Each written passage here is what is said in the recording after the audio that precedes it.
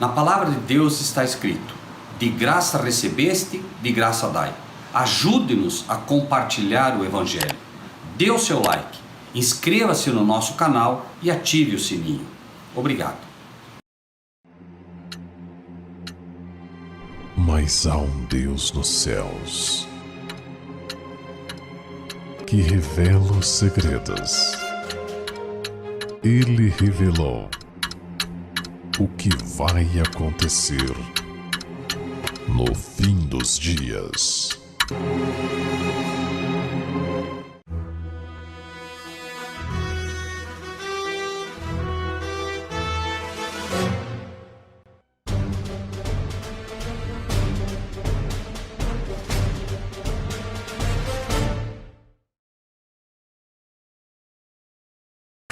Pérolas escondidas. Saulo, de perseguidor a perseguido. Capítulo 9 de Atos, a partir do versículo 13. E respondeu Ananias: Senhor, de muitos ouvi acerca deste homem, quantos males tem feito aos teus santos em Jerusalém. E aqui tem poder dos principais dos sacerdotes, para prender a todos que invocam o teu nome. Veja que a perseguição movida aqui contra os cristãos era uma só: a todos que invocam o teu nome. Mas o que seria esse invocar o nome de Jesus naquela época? E como entenderíamos invocar o nome de Jesus hoje? Vejamos a partir do versículo 20, onde encontramos a resposta a essa pergunta, que pode parecer simples, mas como o inimigo sempre trabalha o seu engano, aprimorando como armadilhas para o povo de Deus em cada época, vejamos o que realmente era o problema e o que é que Paulo, depois, uma vez convertido, está pregando, que também move-se perseguição contra ele. Versículo 20. Logo nas sinagogas pregava a Jesus que este era o Filho de Deus. Toda aquela crença dos discípulos, que era a crença de ensinar que Jesus era o Filho de Deus, Paulo agora, inspirado por Deus, uma vez convertido, passa a pregar também isso. E imediatamente vai passar de perseguidor a perseguido. Perseguia por causa disso, do se invocar o nome de Jesus, ou seja, dizer que Jesus era o Filho de Deus, o Filho do homem era o Filho de Deus, e essa era, obviamente, a perseguição. Será que era isso mesmo que Paulo entendia? Como é que Paulo entendia esse assunto, da relação Cristo-Deus, Cristo com Deus? Como é que ele entendia isso? Vamos ver no livro de Gálatas, a partir do versículo capítulo 1 a 13. Na saudação de Paulo, nós podemos entender qual era a crença de Paulo em relação à divindade de Cristo. Vejam, Gálatas 1, a partir do versículo 1. Paulo, apóstolo, não da parte de homens, nem por parte algum, mas por Jesus Cristo e por Deus o Pai, que o ressuscitou dos mortos. E todos os irmãos que estão comigo, as igrejas da Galácia, agora preste atenção. Graça e paz da parte de Deus o Pai e do nosso Senhor Jesus Cristo. Não é difícil entender a visão que Paulo tinha. A visão de Paulo era muito simples e muito clara. Ele entendia claramente que Jesus era o Filho de Deus e que havia um Deus, o Pai. Como ele próprio expressa em sua carta aos Coríntios, quando ele diz: todavia, para nós há um só Deus, o Pai, e um só Senhor, Jesus Cristo. Mas note, por favor, nada muda, nada de novo debaixo do sol. A perseguição era movida por quê? Porque ensinava-se que Jesus, o Filho do homem, Jesus em sua humanidade plena, era ainda o Filho de Deus. Ou seja, aquilo que temos procurado ensinar aqui, que Jesus, a todo momento, quem olhasse para Jesus via um ser humano, completamente humano, mas jamais deixou de ser e jamais deixará de ser o Filho de Deus. Jamais. E aí é que residia a divindade de Cristo. Jamais perdeu a sua origem divina. Agora, obviamente, como temos procurado ensinar aqui, não era na carne dele que estava a sua divindade, né? No corpo, nele habita corporalmente toda a plenitude da divindade. O Pai habitava absolutamente, plenamente no seu Filho. E é isso, claro, que Paulo entendia também, né? Como vemos o tempo todo, ele dizendo, né? Por Jesus Cristo, de Deus o Pai. E o tempo todo essa relação, né? O capítulo 1 do livro de João, no capítulo 5, mostra também essa realidade de forma simples. Capítulo 5, 1 João 5, 1, diz: todo aquele que crê que Jesus é o Cristo é nascido de Deus. E todo aquele que ama ao que o gerou, também ama ao que dele é nascido. Nisto conhecemos que amamos os filhos de Deus, quando amamos a Deus e guardamos os seus mandamentos. Eu gostaria que você prestasse bastante atenção nessa aplicação que João faz. O que João está dizendo aqui não é nada diferente da crença de Paulo. E o mesmo problema que Paulo enfrentou, João enfrentou também. Por isso a epístola de João vem para procurar mostrar o engano perigosíssimo, né? O engano do anticristo, que é colocado em cima dessa doutrina, que é um pilar do evangelho, né? Diz 1 João 5, 1. Todo aquele que crê que Jesus, todo aquele que crê que o humano, todo aquele que crê que o Filho do Homem é o Cristo, é o Filho de Deus, é o divino, né? Todo aquele que crê que Jesus é o Filho de Deus, é nascido de Deus. E todo aquele que ama ao que o gerou, quem o gerou? O Pai, né? Também ama ao que dele é nascido. Agora, interessante, por favor, note os detalhes que a Bíblia traz. Se você ama o que o gerou, também ama o que dele é nascido. Veja que são colocadas duas coisas aqui, gerado e nascido. Quem foi gerado? Quem foi gerado foi Cristo. Cristo foi gerado de Deus, certo? Foi gerado de Deus. Mas o Filho do Homem, por assim, não foi gerado de Deus. O Filho do Homem foi nascido de Deus, porque nasceu de uma mulher. Certo? É interessante notar como a Bíblia traz os detalhes impressionantes para que a gente entenda bem. Aquele que era plenamente divino e somente divino não foi nascido, foi gerado. Repetimos, aquele que é nascido é o humano, porque o nascimento está pautado ao ser humano, né? Ou às criaturas criadas por Deus. Claro que neste caso, nós não dizemos que Jesus foi criado por Deus. O que estamos ensinando é que Jesus foi nascido de mulher, coisa que Cristo não foi. Cristo não foi nascido de mulher, ele foi apenas gerado do Pai.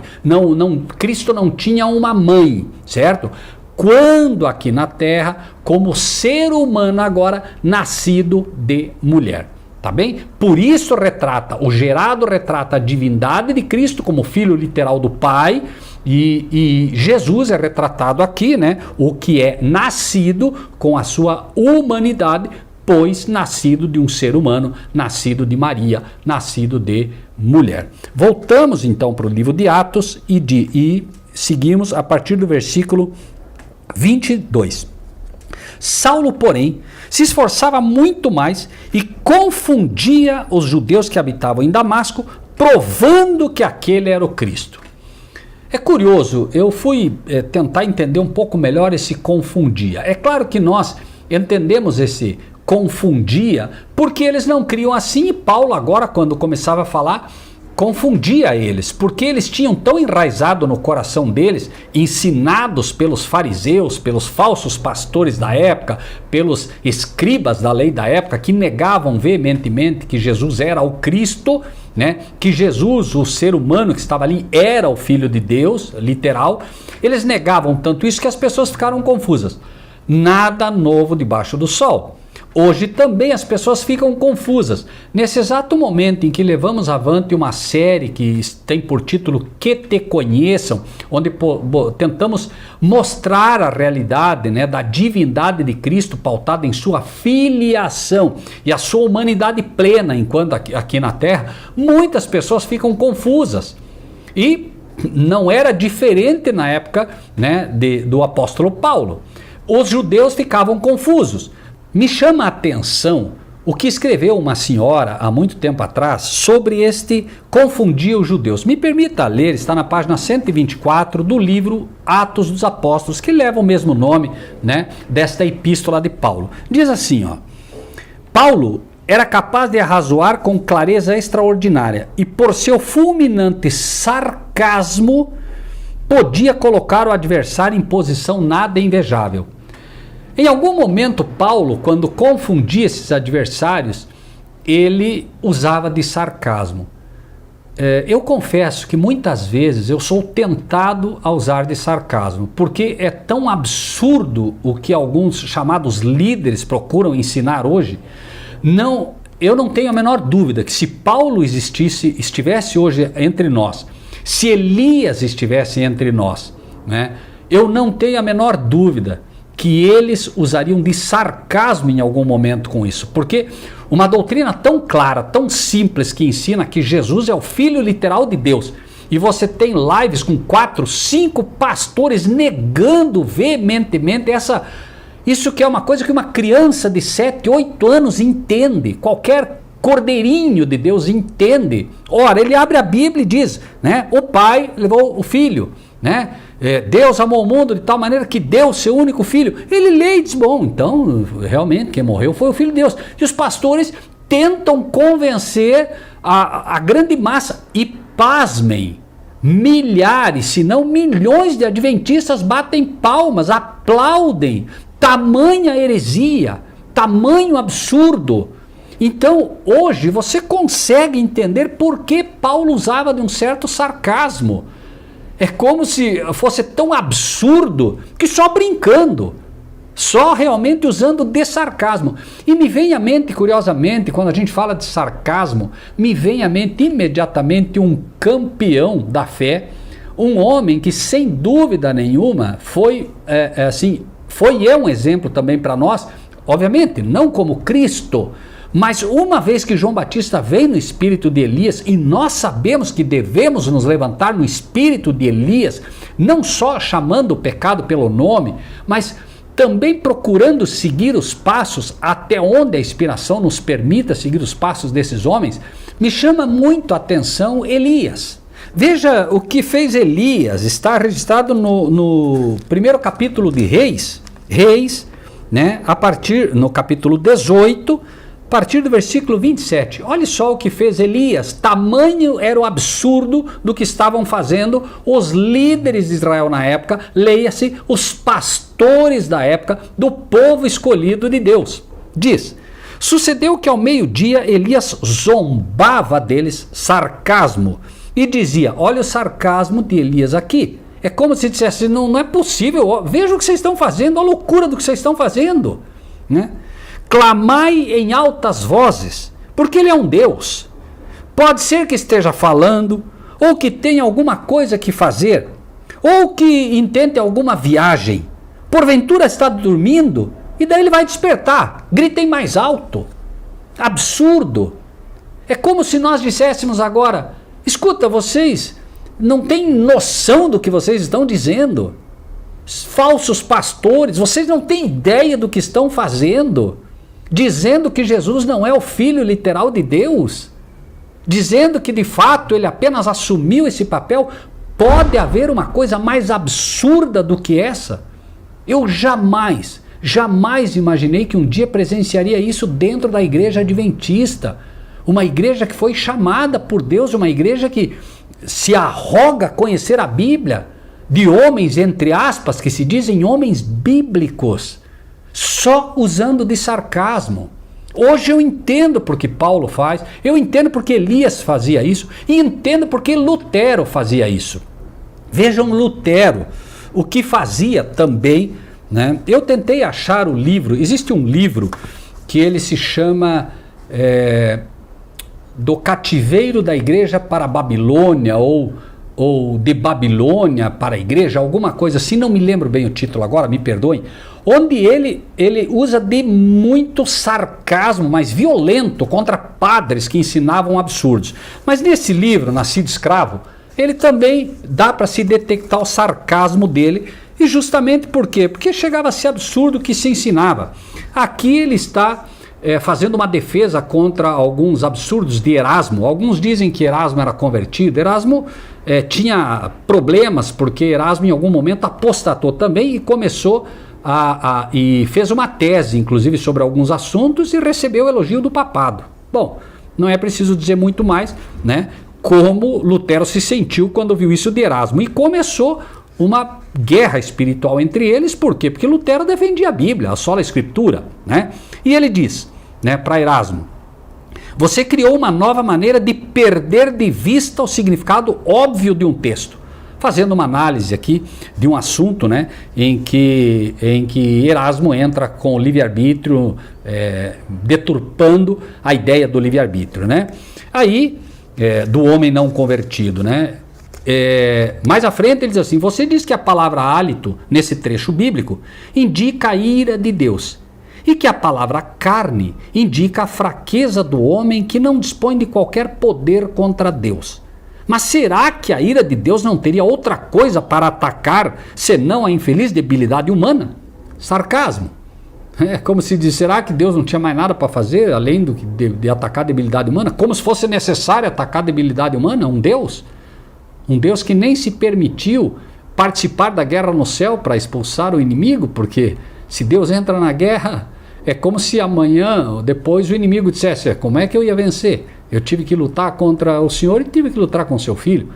E ele lutou apenas com o Filho de Deus, né? Foi Cristo, Miguel e os anjos de Miguel que batalharam contra o inimigo, né? Então, obviamente que só usando de sarcasmo aqui Lutero, para poder fazer Erasmo entrar aqui, entender, né, o que estava fazendo. Mas, de acordo com a sua explicação, sem Cristo podemos fazer um pouco, mesmo que imperfeitamente. Desse modo, suponho que quando João 1,3 diz: sem ele nada do que foi feito se fez, isto significa: sem ele foi feito um pouco, mesmo que imperfeitamente. Quanta ignorância! Veja que Lutero, ele ataca fortemente, com sarcasmo, né, a Erasmo. Por quê? Embora um tema latente, um tema que na época, né, trouxe muitos dissabores para a igreja, uma vez que a perseguição era acirrada naquela época, o papado, né, tentando a todo momento tirar a vida de Lutero, mas ainda assim Lutero não perdia a chance de usar de sarcasmo, porque era como se, né, como Elias, dizendo: você não está vendo que absurdo que vocês estão fazendo, né? Sigamos, né? Atos 9, é claro que uma pergunta surge, né? Mas podemos usar de sarcasmo? Deus o sabe, Deus o sabe. Essa é provavelmente, né, a imperfeição humana, porque Jesus nunca usou de sarcasmo. Jesus foi perfeito. Mas quero que vocês me acompanhem aqui com Paulo, porque às vezes coloca-se Paulo num pedestal, coloca-se Elias num pedestal, e a gente sofre às vezes com isso, porque diz: eu nunca vou chegar, né, aos pés desse homem. Isso é bom para que a gente entenda a nossa debilidade, mas é preciso também entender, porque isso nos fortalece, porque a Bíblia, apesar de entender e ver como esses homens foram campeões na fé, como a Bíblia realmente, né, traz esses homens como heróis da fé, Paulo alimentando as igrejas, Elias sendo trasladado, a Bíblia vai dizer que Elias era um homem sujeito às mesmas paixões que nós. Então eu olho para isso e me animo, porque eu digo: bom, afinal de contas, né, então se ele tinha as mesmas paixões que nós, eu posso vencer também, né? Não apenas porque Cristo venceu, mas porque Cristo deu possibilidade para que esses homens vencessem também. Esses homens em Cristo foram mais que vencedores também, né? E é por isso que essa debilidade deles deve apenas nos fortalecer. E quando você é tentado, por vezes, né, a usar de um pouco de sarcasmo, veja, não é que deveria, mas nós vemos que eles também, chegou uma hora que eles não aguentaram, tamanha era, né, tamanho era o absurdo do que se ensinava, e assim nós também, tamanho é o absurdo do que se ensina em relação, né, à filiação de Cristo, que por vezes eu arrisco dizer que se Paulo estivesse aqui e Elias estivesse aqui, eles usariam de sarcasmo também porque é absurdo, completamente absurdo o que se está ensinando por aí e infelizmente nas igrejas adventistas do sétimo dia, as chamadas igrejas protestantes também, né? Capítulo 9 de Atos, a partir do versículo 23 agora. E tendo passado muitos dias, os judeus tomaram conselho entre si para o matar. Veja, Paulo então começa a ensinar, e com tal poder, ainda que em algum momento com sarcasmo, mas com tal poder que ele provava, diz o texto, provando que aquele era o Cristo. Provava. Os fariseus, os judeus, eles já tinham prova sobre isso. Eles que inventaram, né, a história de que os discípulos haviam roubado Jesus da sepultura, etc, etc, etc. Quando Paulo agora prova que aquele Jesus era o Cristo e era irrefutável, né, Paulo realmente acreditava que, como esses eram seus irmãos na fé, ele realmente acreditava que eles aceitariam as evidências que derrubaram Paulo de um cavalo, né? Porque Paulo foi estudar depois disso, 3 dias ele ficou lá, né?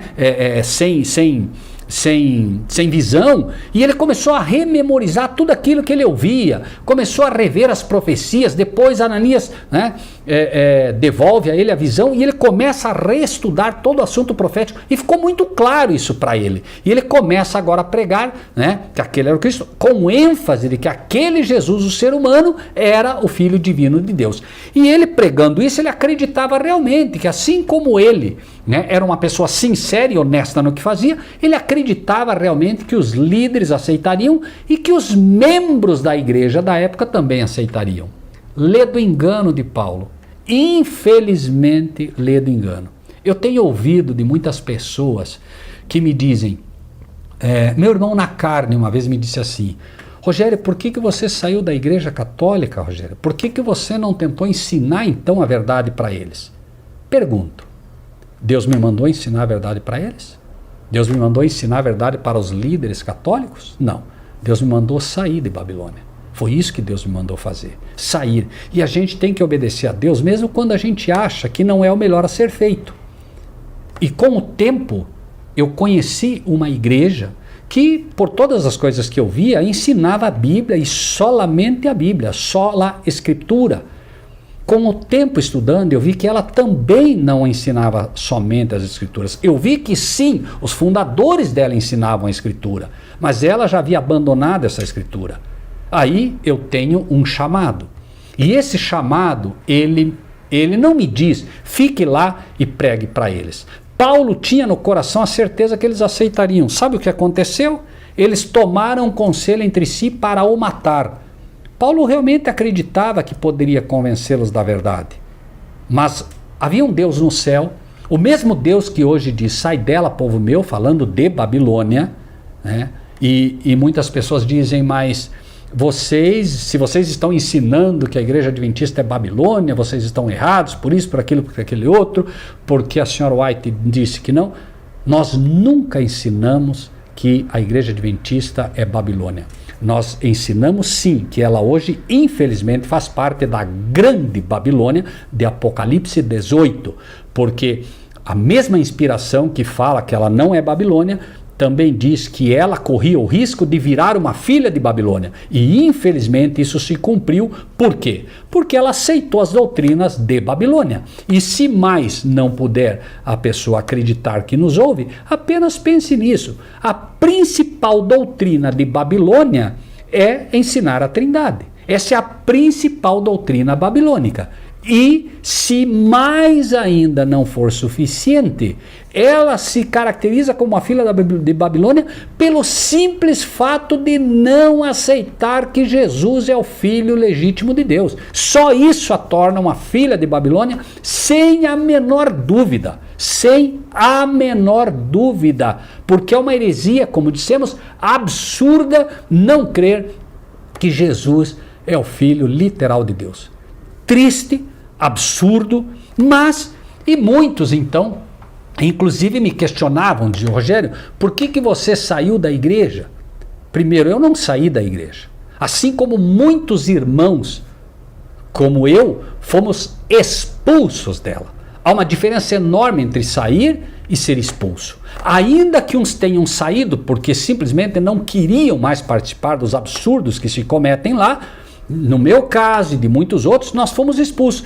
É curioso que o diabo usa essa armadilha muito bem. Ele só talvez não tenha percebido que muitos amados irmãos, eles já entenderam essa armadilha do inimigo.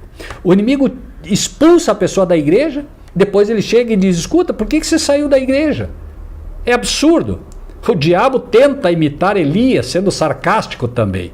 A realidade é que o sarcasmo do diabo, para muitos hoje que estudam a palavra de Deus, esse sarcasmo do diabo não funciona. Venha de pastor, venha de membro, venha de quem for.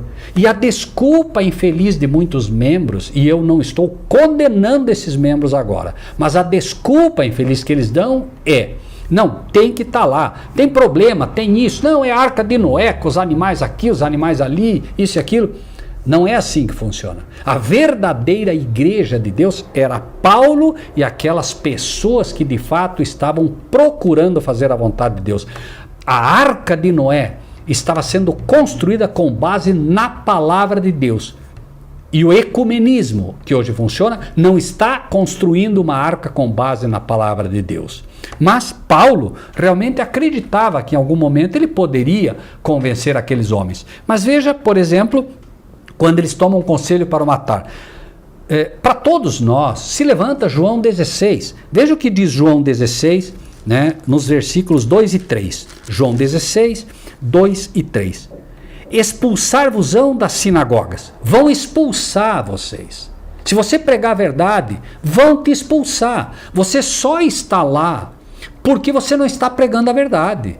Porque se você expulsar, vão te expulsar. Jesus não erra. Eu posso errar, nós todos podemos errar. Jesus não. Jesus está dizendo: vão te expulsar das sinagogas. A menos, claro, que você não seja um cristão de verdade. Daí não vão te expulsar. A menos que você não ensine a verdade. Daí não vão te expulsar. Não vão te perseguir. Se Elias não falasse a verdade sobre Jezabel, sobre o pecado do líder da igreja da época, né, de estar mancomunado com Jezabel, a mulher prostituta, a igreja prostituta, nada aconteceria com ele. Ela ficou brava porque Elias não apenas condenava o pecado de Acabe, que estava como líder da igreja da época, como líder do povo de Deus na época, mancomunado com uma mulher, leia-se uma igreja prostituta para os dias de hoje, como ele também mostrou claramente o desagrado sobre os falsos profetas que estavam enganando aquele povo. E ela então moveu a perseguição. Mas Elias, embora tendo fugido de Jezabel num primeiro momento, ele jamais deixou de repreender o pecado. Jamais. E Elias, certamente, né, é um exemplo disso. Só foi perseguido porque falou a verdade. João Batista foi perseguido porque falou a verdade. Perdeu a cabeça, foi morto, degolado porque falou a verdade. Qual era o pecado que ele repreendia duramente? Não te é lícito estar casado com esta mulher. Líder do povo de Deus. Líderes do povo de Deus que me ouvem hoje.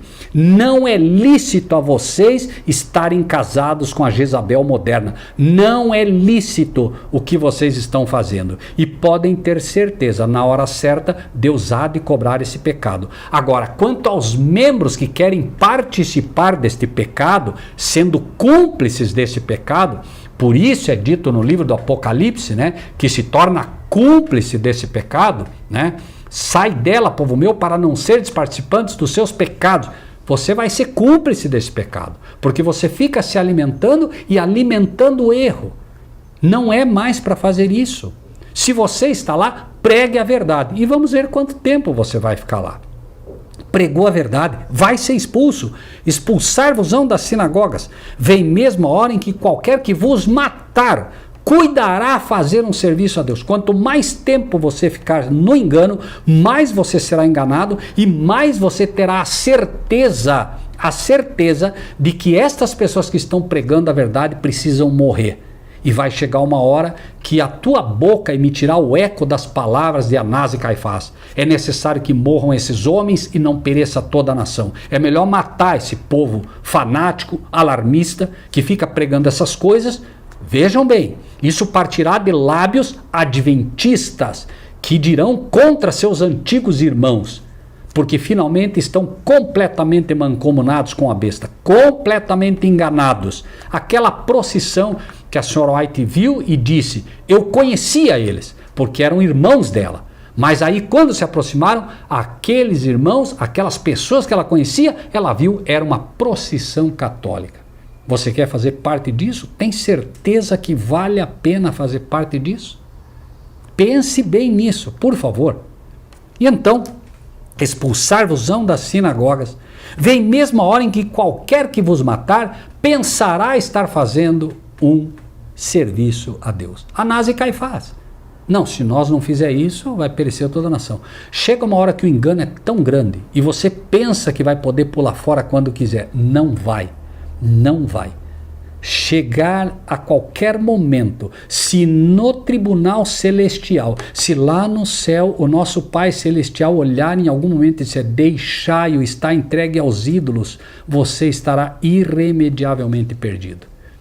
Você participando da idolatria, a cada dia, a cada momento em que você nega a filiação literal de Cristo, a cada momento que você nega a paternidade do Pai, o Deus único, você está transgredindo o primeiro mandamento e você está em idolatria, tão certo quanto aqueles homens adoraram um bezerro.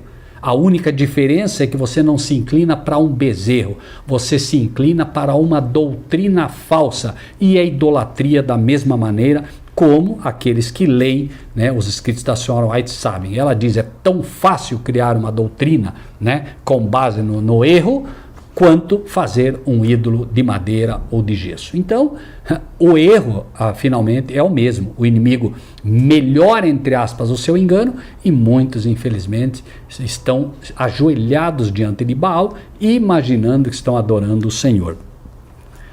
Versículo 3 de João 16. E isso vos farão, porque não conheceram o Pai nem a mim. Veja, não conheceram o Pai nem a mim. Nós seremos perseguidos porque procuramos conhecer o Pai e o Filho. Outros perseguirão porque não conhecem o Pai nem o Filho. O que eles conhecem é uma trindade que destrói completamente a personalidade do Pai e a personalidade do Filho. Voltamos e finalizamos no livro de Atos, né? Diz finalmente, 9:24. Mas as suas ciladas vieram ao conhecimento de Saulo, e como eles guardavam as portas, tanto de dia como de noite, para poderem tirar-lhe a vida, tomando de noite os discípulos, o desceram dentro de um cesto pelo muro. Finalmente eles tiram Paulo por um muro, né, pelo muro, dentro de um cesto, porque não havia outra maneira. Os judeus haviam decidido que iriam tirar a vida realmente de Paulo, mas note o que encontramos no capítulo 22 do mesmo livro de Atos, 22, 18, 19 e 21. Atos 22, 18, 19 e 21. Diz, e vi aquele que me dizia, dá-te pressa e sai apressadamente de Jerusalém, porque não receberão o teu testemunho acerca de mim. Sai apressadamente, Paulo, porque não vão aceitar o teu testemunho acerca de mim. Paulo, assim como muitos hoje dentro da igreja, estão querendo dar o testemunho lá dentro. Saiam apressadamente, porque Jesus está dizendo, não vão receber o testemunho acerca do Filho do Homem. Não vão aceitar o testemunho acerca do verdadeiro e literal Filho de Deus. Não vão. Então, em algum momento você realmente imagina como Paulo que isso vai acontecer. É preciso que a gente ore e peça que o Espírito de Deus nos dê sabedoria para saber exatamente quando pregar e quando não pregar. Jesus sabia exatamente quando falar e não falar, mas neste caso aqui, sai apressadamente de Jerusalém. Saia rápido, porque já é tarde, e quanto mais você fica no engano, mais você vai estar escravizado a ele. Note que aqui é o mesmo que você encontra no livro de Mateus, no capítulo 24, quando diz que é para sair de Jerusalém, aquele que deixou a capa não busque para pegar a capa, etc, etc, etc. Sai apressadamente de Jerusalém. Não fique, não participe do pecado. E é o que encontramos também no próprio livro de Apocalipse, no capítulo 18. Capítulo 18 de Apocalipse, 18, 2 e 4. Apocalipse 18, 2 e 4. Vejamos o que encontramos aqui. E que, imagino, você lembra bem dessa passagem, né? Diz: clamando fortemente com grande voz, dizendo: caiu, caiu a grande Babilônia. Veja que não é Babilônia, é a grande Babilônia. É Babilônia e as filhas. Babilônia e todas as igrejas que absorveram as doutrinas do catolicismo, da Babilônia. Caiu, caiu a grande Babilônia, e se tornou morada de demônios e abrigo de todo espírito imundo e refúgio de toda ave imunda e aborrecível. Quando os servos de Deus já estão sendo expulsos dessas igrejas, quando não houverem mais servos de Deus ali, os demônios tomarão conta completamente. Vale a pena arriscar? Você realmente acha que vale a pena arriscar? 4. E ouvi outra voz do céu que dizia: sai dela, povo meu, para que não sejas participante dos seus pecados e para que não incorras nas suas pragas. Até quando endurecerás o coração à mensagem de Deus? Não arrume mais desculpas. Não há mais desculpas para se usar.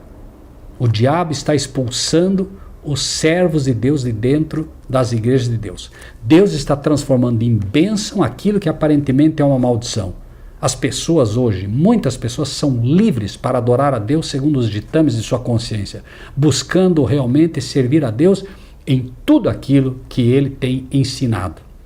Já é mais do que hora de despertar e entender que não há mais tempo para desculpas. A mensagem não é fique nela. Não há nenhuma mensagem no Apocalipse dizendo fique nela, seja ela que igreja for. Não há essa mensagem. É sai dela, povo meu. Se você é do povo de Deus, se você faz parte deste povo, é hora de sair.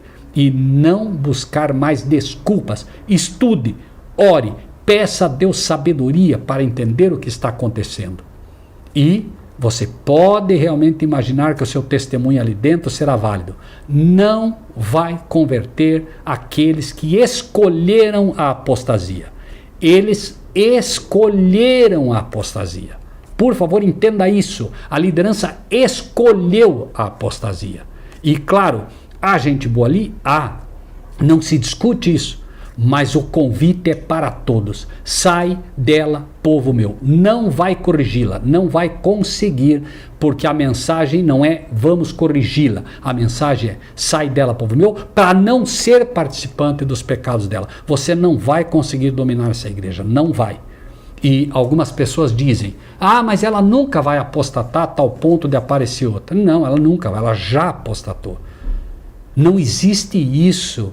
Não existe isso de Deus dizer não vai apostatar até lá. Não existe isso. Deus não quer que ninguém apostate, mas Ele não vai agredir o livre-arbítrio. No momento que um líder, no momento que um pastor, no momento que um presidente resolve apostatar, ele vai apostatar.